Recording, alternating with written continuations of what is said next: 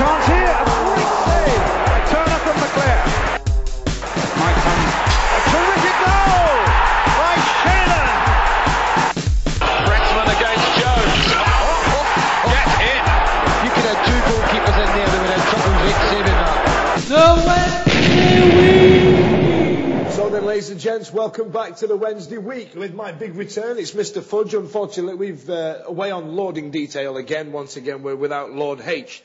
But tonight, we've got the Beastman. Beastman's here. Are you all right, sir? I am absolutely stonking. I don't know what that means, but I think it's a positive, yeah? Well, if you were from up north, Fudge, you'd know what that meant. And on the other side, coming through your right speaker, we've got Eddie. Are you all right, brother? Oh, hi, mate. How you doing? It's good to have you in the chair again this week. Well, I'm feeling cheerful. I don't know if you can hear the echo, but I'm once again on the clock, DJing again, and I'm in the back corridor once again. I'll tell you what, if Beastie's feeling stonking, then I'm feeling thronking. You'll miss that, Fudge, because you haven't listened to that episode. It was a new word from Eddie. Thronking. Thronking. All right. So how does thronking work? Well, a good thronking is what we want our upcoming opponents to get. On any given week, if our opponents have got a game, if they get a good thronking, then in theory they could be easy meat for Wednesday. Ah, so is it along the similar lines of a gypsy besting? No, that just sounds. It does sound like some kind of practice in retro flag world. It sounds like a Sunday Sport personal ad does that. Oh, now for a thronking. Yeah, call now for a good sense of humour and a besting. So right, lads. I don't know where to start. We've got we've got Crystal Palace to talk about. I'm supposing that's yesterday's fish and chip paper, but it was quite a good day out. Let's have a bit of a chat about it. Beastie, what about you? What did you think? Hang on a minute, I've got a pasty update. All right. Oh, just so you know, ladies and gentlemen, Beastie is cooking pasties as we're recording this show. Stay tuned for more pasty developments as the show continues. Yeah, pasty update. They are lovely and golden and finished. Right. Yeah. Sorry. What were we talking about? Oh yeah. Crystal Palace. Yeah, Crystal Pasty. This game was preceded by a lot of Twitter fans from Crystal Palace's end saying, what's the difference between Lionel Messi and Cristiano Ronaldo? And they were saying Glenn Murray, because of these scoring charts across Europe. Apparently, whatever level football you're playing is irrelevant, and it's just a pure numbers game nowadays. But if that's the case, my mate Gordon, who plays up front for our Sunday League team, I think he's right up there with Lionel Messi. But to be fair, we did tout Gary Medine last season as Europe's greatest striker, didn't we? He was at one point, wasn't he? Yeah. Yeah, at one point he was leading the charts in the whole of Europe. So, I mean, let them have their moment in the sun. I did find it really amusing when I read news reports saying that, is it time for Murray to have an England call-up? I mean, wow. It's one thing making a chart suit your needs, but it's another actually going public and saying it's time for him to play for England. Well, if that lad can play for England, then our defence must be a shoo-in because they kept him quiet all through that game, didn't they? Yeah, we should have Miguel Hierro playing for World and European champions Spain. I may be showing my age a bit here, gentlemen, but I can remember the shocking scenes when Steve Bull was representing our great country, despite plying his trade in the second division with Wolves. And that was quite a special thing. Steve Bull was scoring about 45 goals a season at Wolves, wasn't he? And even then he was only a bit part player for England. So the idea that Glenn Murray, who, as much as he scored against us in that first game down at Selhurst and seems to have kept his scoring boots on resolutely since then, I don't think anyone could seriously suggest that he's the answer to England's striking problems. Certainly when, even against our unbelievable, unbreakable back five, he looked like a really average player. He never actually created anything that made us think that he was anything like dangerous. No, that's all he is, an average player. I mean, Steve Bull, a Wolves legend, and he had the stand named after him. Other than a mint, right, what is Murray going to get named after him? Right? Absolutely nothing. Right?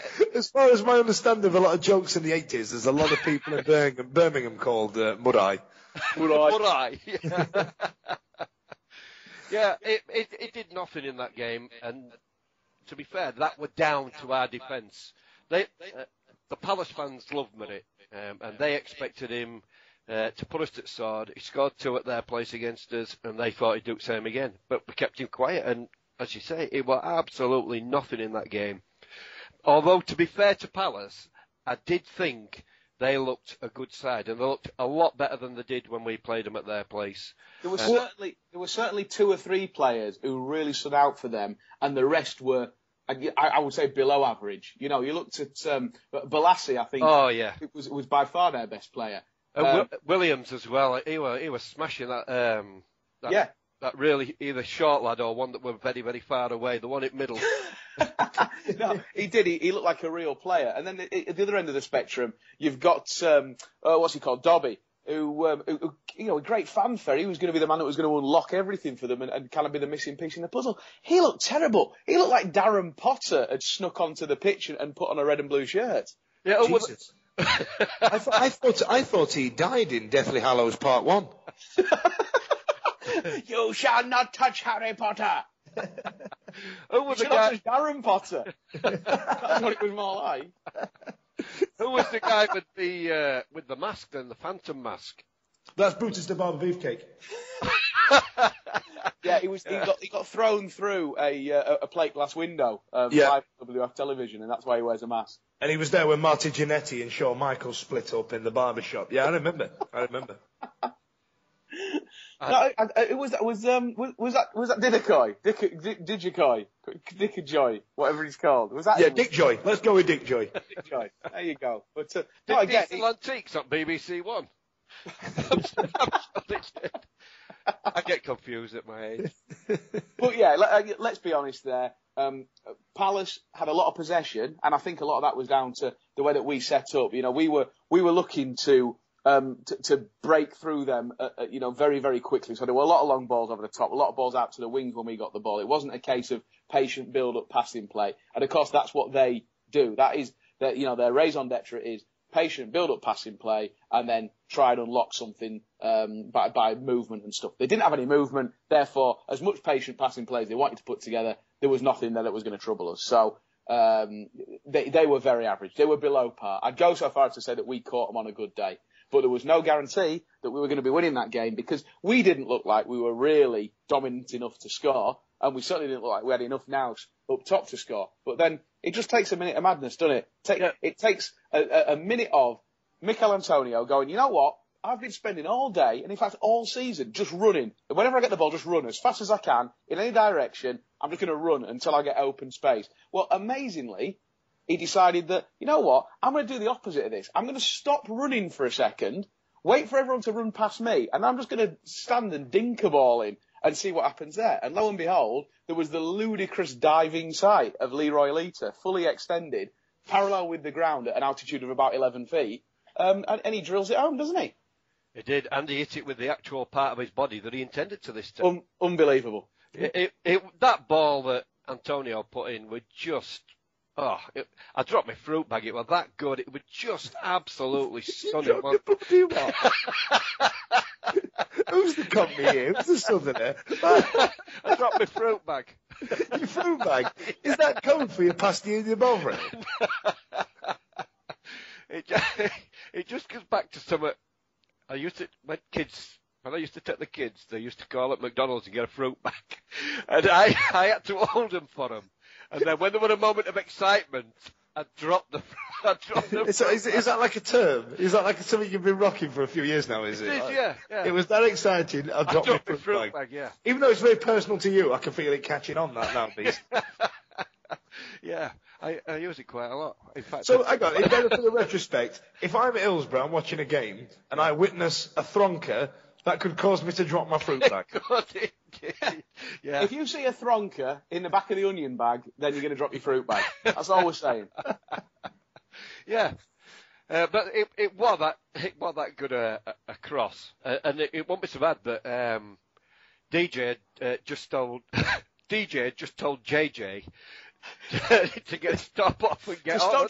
Stop drinking the OJ, JJ. DJ's telling you, get on pitch. Yeah, and he was coming on. Fortunately, he held off just long enough for him to get that cross in. And as soon as he put it in back at net, he were off about a minute after that one too. Yeah, he was. And that was it. Game over. we held on to it. Did you at any point in that game feel like this is a team pushing for promotion? And no, to be honest with you, Fudge, I did actually feel that about them. I thought they looked a proper, a serious top 6 candidates. I think. I'm not a massive fan of Holloway, but I think he's done wonders with them because they aren't the same team me and you saw scrap a win against us, right? But I just wondered whether Eddie thought that we were under pressure and we were going to lose that game because although after we scored they had plenty of possession and they did attack, I thought we held them out really, really well. I think it was the entire 90 minutes. I didn't feel that we were ever really struggling. You know, we'll talk about Forest in a minute, I'm sure, but for most of that Forest match, I was thinking, this is, we're hanging on. We were always getting turned. We were always fighting rearguard actions. We didn't have a lot of possession against Palace, but none of the times that they did have the ball, I ever really felt that they were going to do anything with it because they didn't have, we've talked about Glenn Murray. He just wasn't at it. He wasn't at it. Dobby wasn't at it. They didn't have that cutting edge up front. And so, to be honest, at 80 minutes, I'd have called it nailed on 0-0 draw, which made it even more beautiful when we probably had one really, really good chance and we exploited it. And that's the way that teams that are like us at where we are in the table at the moment, that's when we'll pick up those points. Not because other teams we're dominating other teams, but because we're solid enough that teams find it hard to get a foothold against us, and we can hit them on a break and pick up the points 1-0. I suspect, if we're talking about needing 4 more wins to stay in this division, I suspect it's more than likely that those 4 wins will come in 1-0ers. I don't think we're going to steamroller any team. I don't think any team is going to steamroller us. It's a case of taking opportunities when you get them and keeping other teams quiet. And we did that to a T against Palace, didn't we? Let's move on then. We touched on the Nottingham Forest game there, so let's go on to that. I mean, Crystal Palace took a 1-0, took a valuable 3 points because I tell you what, this league is starting to do me head in. Why won't people just F off? Why are Bristol City and Peterborough and Barnsley picking up points? They're doing me head in. So this is where we are now. We need to keep getting these points. We need to keep chalking them up on the board. So. We picked up a valuable 3 points against Crystal Palace, and then we played Nottingham Forest. What happened? Well, to me, there's similarities between when we played Palace early in the season and when we played Forest early in the season. Both of them sides looked really poor to me, and I was really disappointed that they both beat us. And so I was looking forward to getting them both back to our place and stealing 3 points back off them, which we did against Palace, and I thought, right, this is nailed on now. We're going to do the same against Forest. Unfortunately, Forest turned up, and they, like Palace, have changed totally from when we played them earlier. They are a proper, decent footballing side now, and for the best part of an hour, they put us to the sword and showed us how to play football. I'm not a massive fan of the evil elf, Billy Davis, but he's turned them around. And this Forest side now, they play nice football, they play good, swift, attacking football. And in that first hour, especially the first half, they run rings round us, didn't they? Absolutely run rings round us. For me, Billy Davis was the bloke that signed Radoslav Mijewski. It was. And every manager who's tried to manage him since seems to have struggled because he comes across as a bit of a luxury player. Somebody who's not going to get stuck in, not going to bang the tackles around in centre mid or something like that. But Billy seems to, I don't know what it is, Billy seems to get the best out of that player, and he seems to be a player that Billy likes playing. Do you know what I mean? And I think he's been on fire, Mijewski, the last few games, hasn't he, before they played us? It's got 5 in 3 now, including the goal that he scored against us. So, that's any manager that can get that kind of return out of a player. He's earning his money there, isn't he? At the end of the day. Yeah. I mean, bear in mind, like Beastie says, they are going to be a different unit completely, purely because, I mean, this is the bloke that got that team. A lot of them are still there. That team into the playoffs 3 years running. Yeah, and he'll do it again. He'll get them up there. This time, he might even get them promoted, and then within a month, he knows he's going to get sacked. Because that's what Forest do with him. They employ him, get him to do a job for them, do really well, and everybody says, "Oh, we love you, Billy." And then a month later, they say, "Billy, mate, we don't need you anymore," and off he goes. And then they get somebody in who's worse, or really, really dull, or somebody that you just cannot fathom. Graham Souness. Yeah. Yeah. There were just people in the football world that I look at and think, how the holy hell do you get jobs? And Graham Souness, Gordon Strachan. Strachan's a belting one, yeah. Alex McLeish. How do these people get Steve McLaren? I'm just naming ex-Forest managers now. Yeah, they're all Scottish, every one of them. But how do they get jobs? Who's giving these people jobs? I mean, Graham Souness walks in the office and they'll go, "Oh yeah, when can you start, tash face?" No, to be fair, Graham Souness walks into an interview and he tells them he's having the job. He tells them, starting on Monday. All right, Graham. See you then. Yeah, nobody argues with him, they're dead. Yes. I'll be in the office at 9 o'clock on Monday. I've got an important call from George Weir to take. He's got a player for me. Yeah. Some of his family members are coming for a run out. So we all know that as good as Forest are now, and as good as they're going to get, no matter where they go, that Billy Davies is going to be out of work within 6 months. Craig Levine or Thingy Brown from up Scotland are going to get his job, and then they'll come back down, and then they'll re-employ him. He just sits outside ground waiting. Yeah. No, he's got a little bench, a Billy Davies bench, and he sits. Yeah. That's why he talks about himself in the third person all the time. Do you know what I mean? Well, Billy Davies is great for Billy Davies. The Billy Davies. Billy Davies loves this club. You are Billy Davies. You're like them people who walk into Starbucks and say, "Can I get a coffee?" It's have. If you were getting the coffee, you'd work there. Well, the Billy Davies wants a coffee. And the Billy Davies dropped his fruit bag on Saturday. Billy Davies. Dropped his fruit bag. That's so good a cat on. So, right, anyway, the game itself, Forest came at us, didn't they? It was scary, wasn't it? When the amount of times that they attacked with that pace and purpose, and it were every time it was ball out of defence into midfield, one touch, turn, look up, bang it back outside for a play that was running on. It was scary because if there's one thing that we banged on about it time and time again that we're vulnerable to, it's pace. And we found, bloody Lehrer and Gardner found themselves having to chase back at every 30 seconds there was another ball that he had to deal with, another ball that he had to deal with. They cut us to shreds. And to be honest, they could have had an awful lot more than that if it wasn't for Chris Kirkland again doing what he's done all season, and credit to him, fantastic, doing what he had to do to keep that ball out. But also us just about doing enough to get back, but it was constant.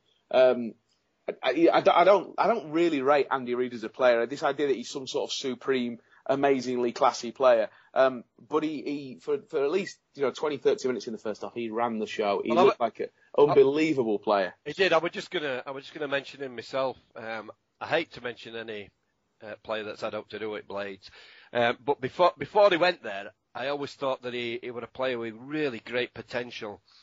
And and as you said, in that first half an hour, maybe the first half, he looked like he was loving it. It was like it was a great day at the office for him. He were full of confidence. He had a little bit of swagger about him, and he was pulling all their strings. And as much as it pains me to say it, I enjoyed watching him do.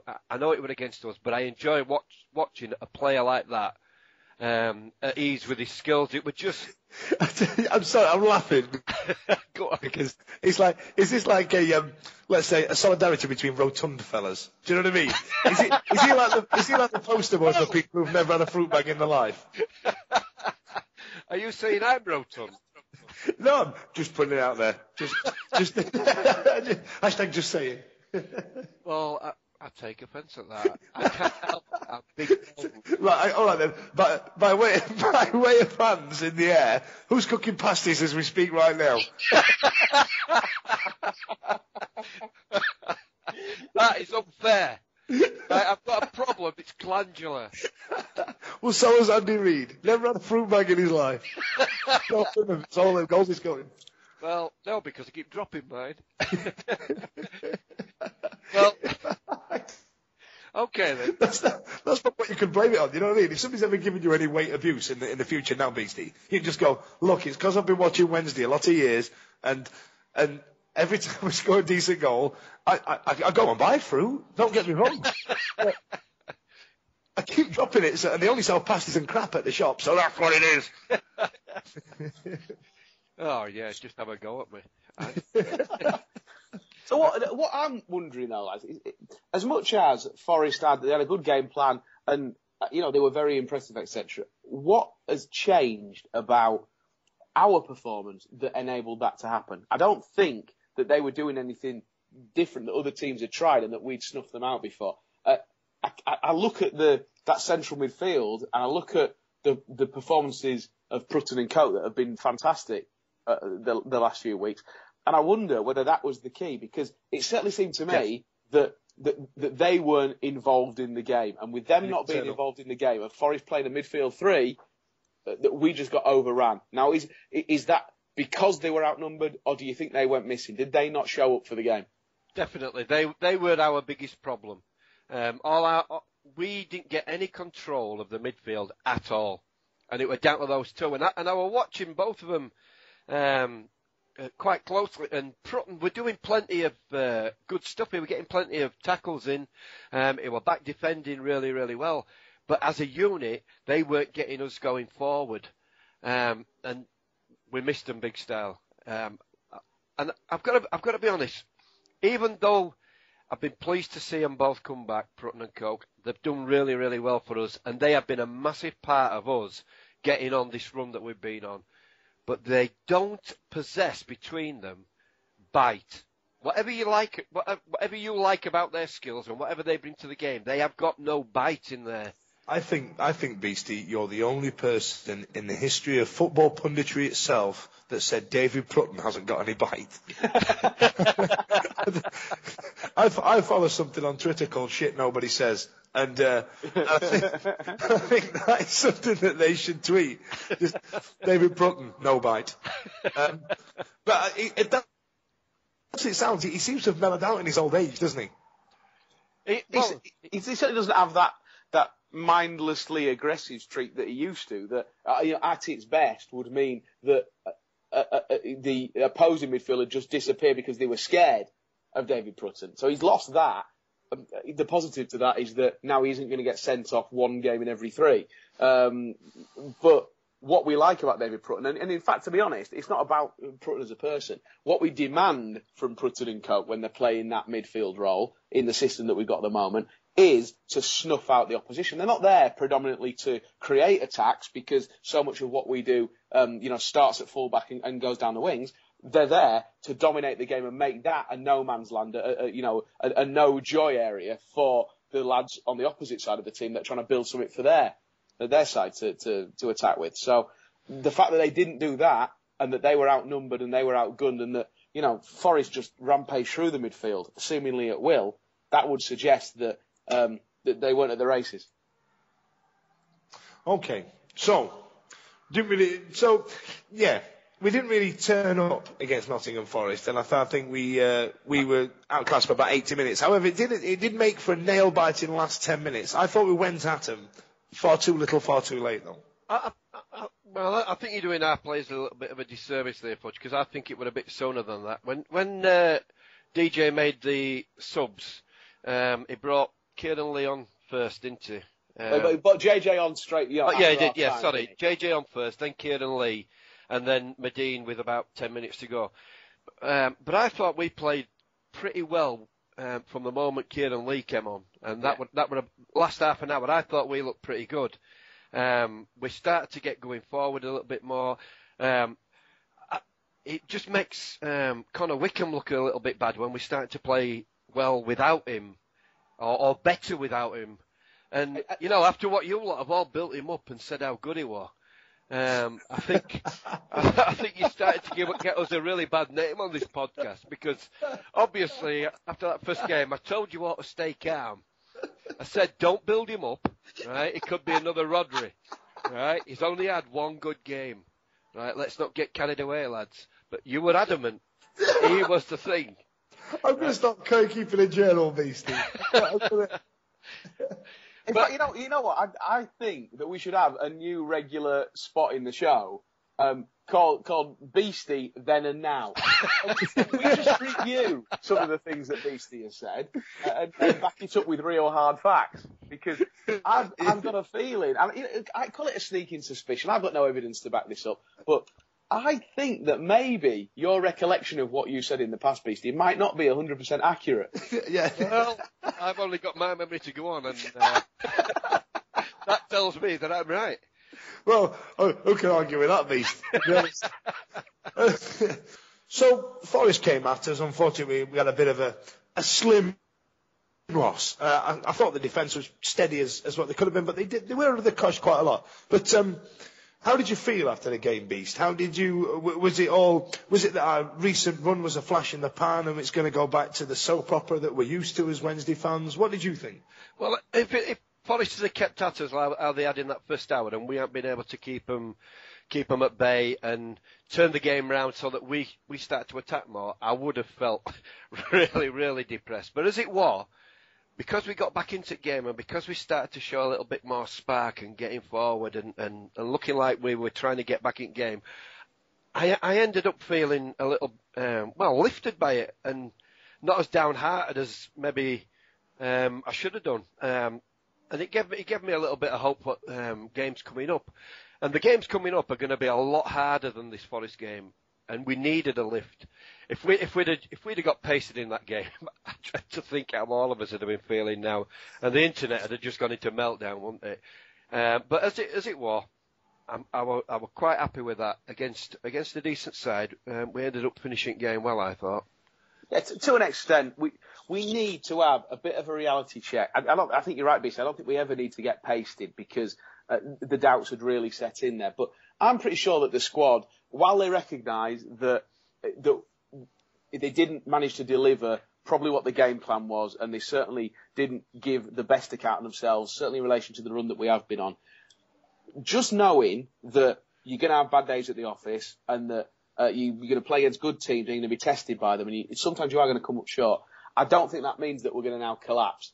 I would suggest that as much as it would have been very welcome to have 3 points, then it wouldn't have given a realistic view of where we are as a team. I wouldn't say we were lucky to beat Palace, but we took the 3 points and probably, we could play that game half a dozen times. We might only have actually eked out a win once or twice out of that. So, we'll take the points, we're happy for them, we'll take the defeat at Forest and we'll learn from it. And actually, it might just give the lads a bit of a lift to remind them that what it was that actually got us into a position where, we could go to Hull and beat them, where we could, give a good account of ourselves against some decent teams and take points in this division. So, we're going to go. Let's not get it wrong. There's going to be some tough games up ahead. And we said that this is a really tough run, probably our toughest run of the season. It would be unthinkable that we were going to go through it unbeaten. Unthinkable that we were going to go through it and win every game, certainly. So let's just take it as it is. We'll see how we are against Watford. We'll see how we are against Leicester, and we'll see how we are at home against Cardiff. And if we continue to pick up the odd point going into that final run of games, then we'll be all right. I don't think the heads will have dropped off the back of that defeat. As much as it was defeat, it wasn't like before Christmas where a defeat, really felt like a defeat. It felt like we were going backwards. This was just a little blip, a little reality check. And let's be honest, we kicked off at 5:20. There weren't many of those results that went against us. Okay, there's teams that are winning, every now and again down at the bottom, but it wasn't as if every other team won and we lost. I think, there was only Peterborough who were making up ground on us anyway, and Ipswich that managed to win down there. There were teams, Huddersfield took a pasting, Birmingham took a pasting. They're the teams that I would suspect their heads are down. These lads are thinking, bloody hell, we're in a real relegation fight here. Wednesday are not in that position. So we've got to keep on plugging away. We look at these 3 games, probably the 3 hardest games we've had all season, and we'll look to take some points. And if we take some points out of these, I don't think we'll be too far off. No, you're right. I think that brings us nicely to tomorrow night's game. Now, as we appreciate, as you guys appreciate as listeners to the show, this can take some editing. So by the time this episode is aired, the result for the Watford game may have already taken place. So what we'll do, chaps, is that we'll do a little segment as though every outcome's happened. Are you ready? So then, all right, hang on. Well, lads, Watford, what a win and what a goal by the lad. I think you'll find that, as I predicted, we were all slagging him off. It was going to be a very, very easy win for Wednesday, and I've been proven right yet again. The shock for me was that after all we'd said about David Prutton losing his bike, for him to legitimately murder 3 of their players and still score a hat-trick without getting sent off, I don't think anyone expected that. Brilliant. I think we got away with that, lads. Let's try something else. Well, a tentative draw, lads. Bloody hell. A resolute defence again. I'm happy with that. I'm still gay for Miguel Lera. Well, what did you reckon? Where's that put us in the league? Well, as I predicted, I said we'd draw, right? And I said that I'd take a draw, and I'm happy enough with that. I thought we got away with Lera. I thought he got a bit lucky at back, as usual. But I thought Lewis Buxton was outstanding. You say outstanding there, Beastie, but that's got to be some sort of record for Buxton to concede 7 penalties. You've got to say that you must have to ask some questions. Okay, granted, Connor Wickham popped up with 6 goals at the other end, and of course, Lita scored one from on the bench. It just ricocheted off his head and went in for the equaliser. So that 7-7 draw, that's a good point. But did I say a tentative draw? I don't think you can say that Buxton's hands were clean in that. There's some kind of Buxton hatred going on here. You're having a go at him for conceding 7 penalties, but you failed to mention the 8 that Lera gave away and the 8 that Kirkland made. So anyway, Upshot me, we're happy with the hypothetical point that we didn't get. But by the sounds it was 8-all. Hang on. Well, lads, another loss. Where does that put us in the league? We're right back down there. We thought we got away from it, and I'd say I'm blaming Lewis Buxton. Well, as I predicted, we'd get nothing from this game, and it proved right. Watford had a good side, and I expected us to lose, and that's what's happened. Obviously, I blame Lera, and if it hadn't been for Buxton, it would have been a lot worse. Lads, it's time for this infighting to stop. We all know where the real culprit lies here. If it wasn't for the fact that Jay Bothroyd was signed again only for him to score 4 goals in his own net, then, well, I don't know where you're going to point the finger. Well, we can point finger at Dave Jones as well for arguing with their bench again. Is that grim-faced manager, Dave Jones? That's grim-faced manager. Grim-faced Jones, yes. Yeah, well, he's getting out of hand. It's getting too often as this now. He needs to sit down and be quiet. So, there you are, listeners. That's Watford. Coming up on Saturday, another toughie, another big one. Leicester City. I don't know where to start. They seem like they've got the makings there of a massive club. They've just bought their stadium. They've got a few quid. I mean, they've got a super few quid in terms of this level that we're at. But it just doesn't seem to gel for them, and they tend to let themselves down in certain areas. What do you guys think? Well, it's got all the hallmarks of another a Forest match, hasn't it? That, like you say, they're just stuffed with talented players, and they absolutely stormed away when they played us at ours. It was such an easy win for them. I must admit, I'm fearful of it down there. I don't know. I try to be as optimistic as I can with every game, and I always think we're going to win. But it's really difficult even for me with this one. I'm going to be optimistic here, though, Beef. I might have to take your mantle a little bit here. As much as you're right, the players that they've got, it is quite scary.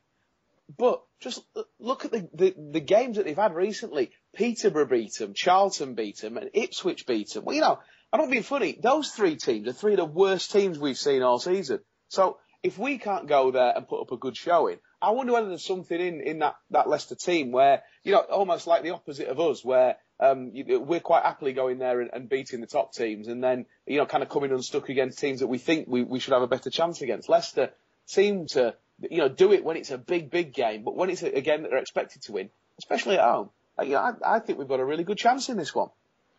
Okay, I'm back on board then. Fair enough. You've convinced me. And I'm just looking at table now, and they have let it slide a little bit, haven't they? They could even, by the time we play them, they could even end up out at playoff places. They've got a big game tomorrow night. They're playing against Leeds, aren't they? Yeah, they are. And so, you know, that'll. I don't really know which way I want these ones to go. As we've said, you know, do we want them to get a thronking? But, you know, we might get a bit of reaction to a thronking when they play us. Do we actually want them to have a really disappointing draw or something like that to just keep them stagnating? I don't know. It's a difficult one, but I think we'll have a better idea. To be honest, as much as I enjoyed watching him, I loved him in the blue and white stripes. I'm fearful. I'm always fearful when we've got the likes of Ben Marshall up against us, because you know, on his day and when he's got his tail up, he's an unbelievable player. He is, and I'm reading their team news that they've got a problem with David Nugent, and he's been injured of late, and they're worrying about him for tomorrow night against Leeds. But he's, you know, if he don't play, they've got other players that drop right in that are just as good. You know, is it Chris Wood they've got? Chris Wood up top. You know, fantastic. Absolutely fantastic player. So, you know, when you can lose a player like David Nugent, and you've still got something like Chris Wood, it tells you all you need to know about the quality through that side. Whatever happens, our defence are going to be under some pressure right throughout that game, aren't they, one way or another? And we've got to hope that they hold it together.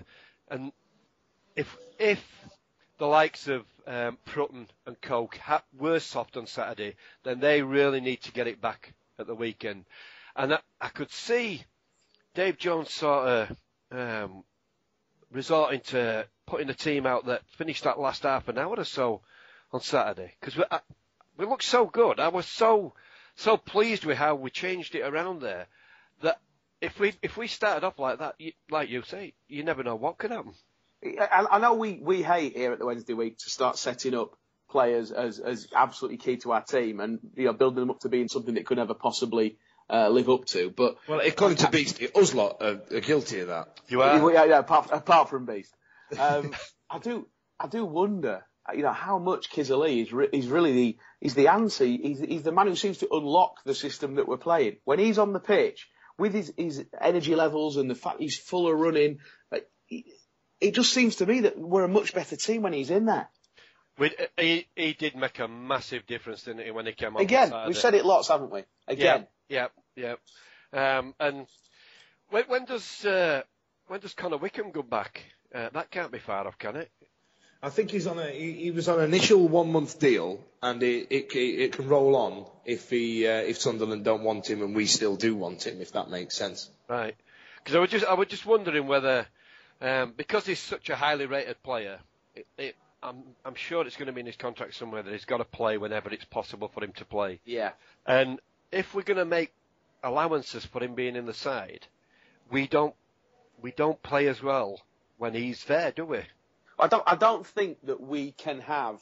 If we're saying that Connor Wickham has to play contractually, or whatever, gentleman's agreement, or whatever it may be, then I don't think we can have him on up top on his own. Yeah, especially with Leroy Lita, who has been, our biggest threat in front of goal in recent games. So we have to play two up front, which means that somebody is missing out in that midfield. Well, Kieran Lee he's perfect in that system where we're playing five across, but with four across, he's probably the man who has to miss out just in terms of what he brings to the party. I don't think you can play Kieran Lee in centre mid.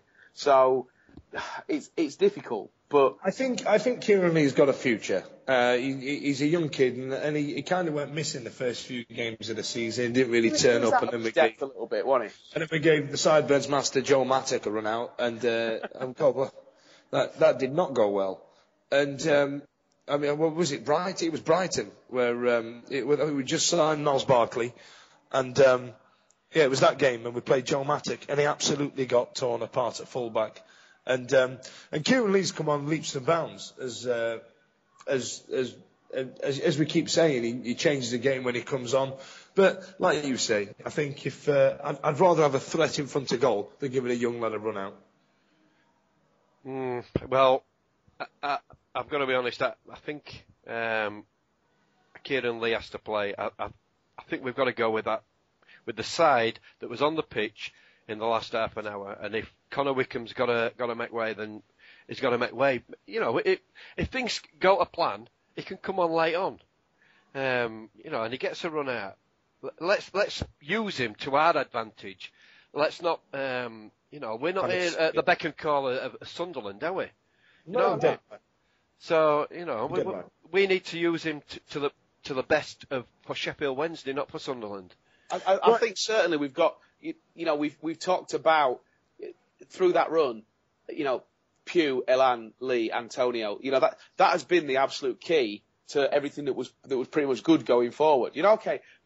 We need someone up front to finish those off, but I think we've got that in Leroy Lita. It would be great to think that we can accommodate Connor Wickham in there somewhere, but I think it would leave us very, very light in the centre of the park, and we don't have that real dominant personality in the centre of the park. I think, especially now we've got a mellowed out David Prutton. Well, exactly, a mellowed out David Prutton, and a Giles Coke who is right on the edge at the moment. You don't know which way he's going to go. Now that kind of initial buzz of getting back into the team has worn off. Is he going to go missing again? It's almost two unknown quantities in the centre of the park, and I'd be very worried if I was Dave Jones, writing that team sheet down and saying, are we gonna risk that for the sake of trying to keep two up top? I don't know. I'd especially away from home. I'd maybe like to see us go back to Lita up top on his own and a packed midfield with with everything coming down the wings, and just let Elan and Antonio do their bit, because they still look. Even against Forest when we were under the cosh, the outlet was always Antonio running at someone, Elan running at someone. Yep. I think we need to keep doing that. Absolutely, I'd agree with all of that, Eddie. Get five across the middle and let's get ball moving forward at pace. Yeah, they don't like it up. But anyway, moving on, and I've been itching to get to this, to see this has been killing me. This is the section of the show where we've reviewed and previewed the games. We now get to any other business. Now, I'm gonna start a new hashtag, Dirty Dave. Okay. Hashtag Dirty Dave. I can see this coming. Yeah. So, soccer boss Dave Jones has been enjoying. I love that. I love the use of enjoying there. Has been enjoying a secret affair with a stunning netball star the Sun can reveal. Now, bear in mind, before we get in any trouble, before we start, this is from the Sun. We're just reviewing an article that was in the Sun. This is also on the same page as the Horrible. Joey Barton, Bieber is a smack addict in the making. Kerry Katona looks peachy in an apricot dress. I mean, these are hard-hitting headlines we've got here, chaps. Do you know what I mean? Charlie Sheen, I want to be a mentor to Lindsay Lohan.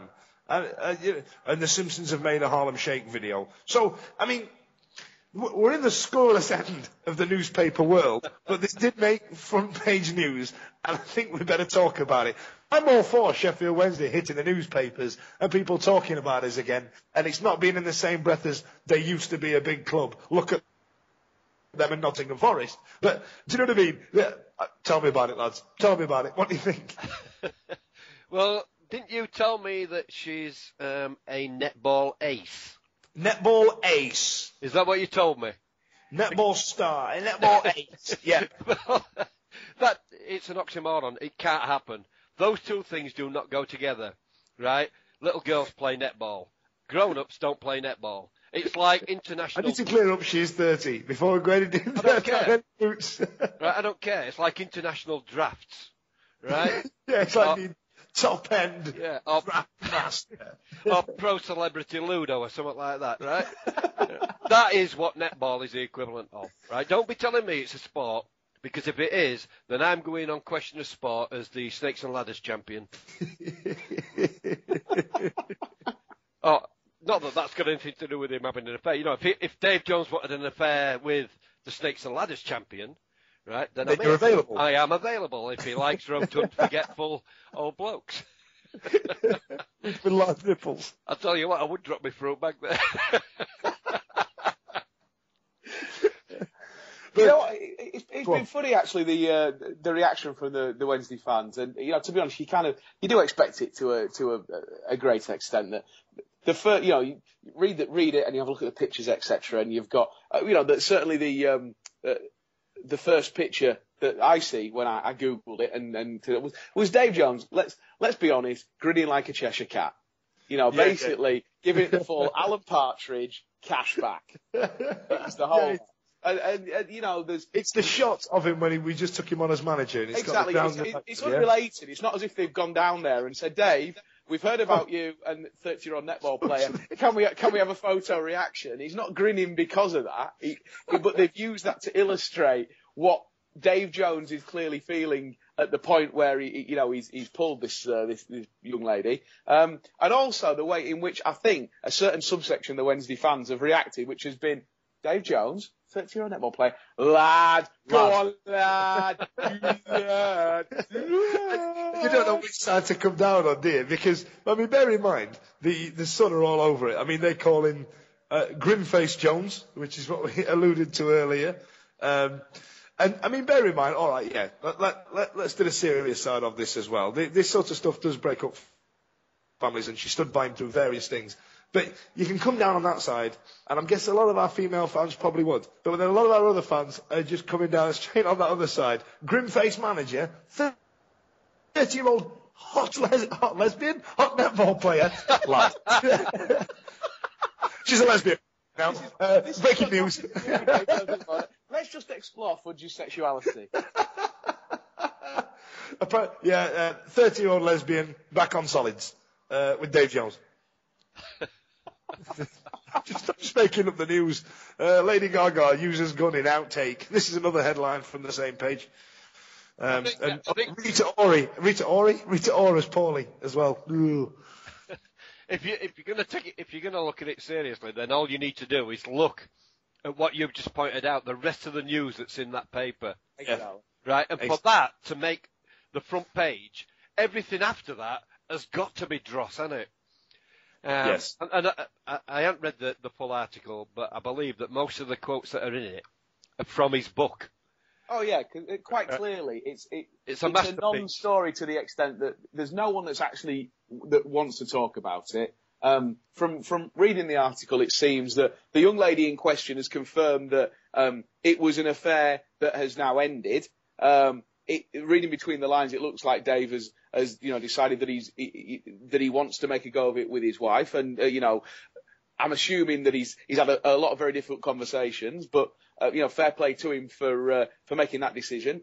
I think what we need to do as fans, irrespective of how surprised and possibly delighted we are that a man of Dave Jones's vintage can take up with an athletic, attractive lady like that. I'm Beastie, there's hope for you yet, quite clearly. I think what we need to do is actually appreciate that it really is not a newsworthy story. It's tabloid tittle-tattle at its worst. I mean, bear in mind here, One Direction's Lewis installs a panic room at home. What? Now, to me, that should have been front page. Do you know what I mean? Yeah. Michelle Keegan enjoys a night on the town. Sorry, I've misread So that. no, it's not on the gown, you see. They've Not done on a the pun gown. there. The tabloid likes, it's a pun. So there we are. This is the type of realms in news we're thinking. We're swimming in now. But like I say, it's bring it back refreshing not to be mentioned as a club that failed. To bring it back to a Wednesday week kind of perspective on this, if you look at the Sun's article on it, a bit further down, you've got a picture to show that this lady is a young athletic sportswoman. They've got a picture of actually playing netball, and there she is. She's going up for a ball, and there's a girl that she's challenging against. And it appears that the Sun have obscured her face in order to not identify her. So, like a reader's wife's obscured face. Pretty much. Yeah, I've got no idea what you might be talking about there, Beastie, but I can only assume that's correct. Yeah. Just to clear up, ladies and gents, Reader's Wives was a kind of magazine that was before websites like Plenty of Fish and Match.com, before we all got on the internet. It was all little excerpts with people's faces blurred out that said, young attractive male seeking female with good sense of humour. Stay tuned for more Beastie facts. I don't believe that I mentioned it. I don't believe that those publications were ever to be found in newsagents, because I only ever saw them down by the river in a bush. Like individual pages just spread around. Yeah, that's where I left them. Anyway, to get back to the point, moving away from the subject of easily accessible pornography in the 1990s. Pornography. She's going up for a ball, and they've obscured the lady's face by means of pixelating the girl's face. So I wonder, from a Wednesday week perspective, whether we now need to be worried about pixel face as an ailment that can strike at any time. Glove face is spreading by the minute. Is pixel face going to be the next problem? It looks like it's going to be a thing. I mean, bear in mind as well, in this arena where this game's happening, there's going to be a few hundred people in this arena where this netball game's happening. Apparently, this is quite a high standard of netball. I don't think so. It doesn't register on Beastie's radar. But why are we blurring her face out? It makes no sense. She's playing a professional sport. People are going to see her face. But she could have just contracted pixel face. A couple of hundred people watching a netball game. Yeah, apparently so, Beast. I don't think so. It's all single men in the late 20s and early 50s.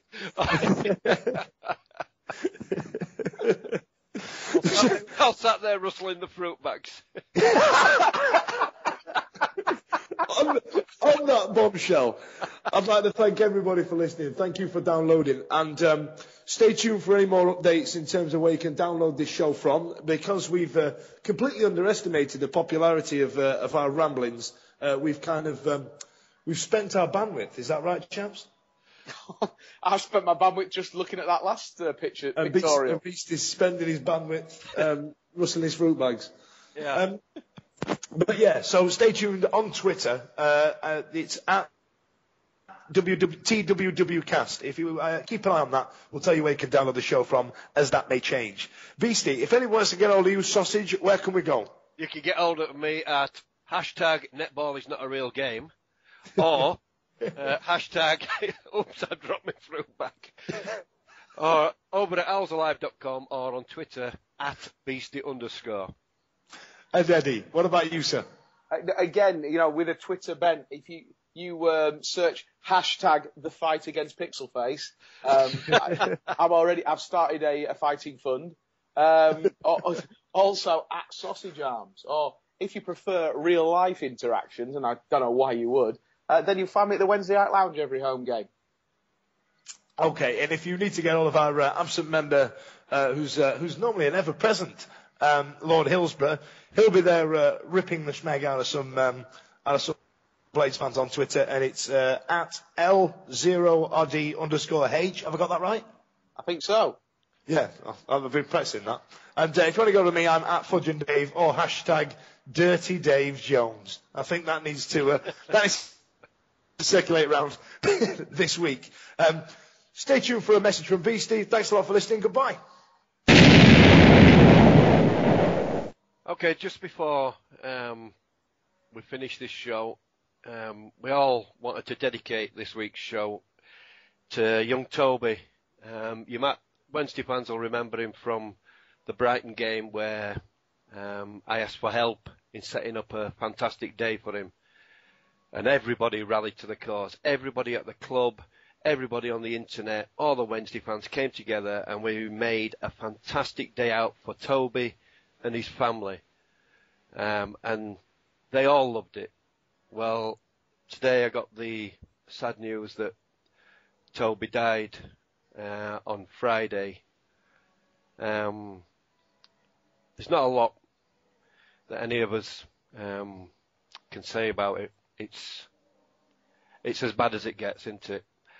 But I just want to say thank you to everybody that helped make that day what it was. And I know that his family thank every single one of you for making that day what it was. This show is for Toby.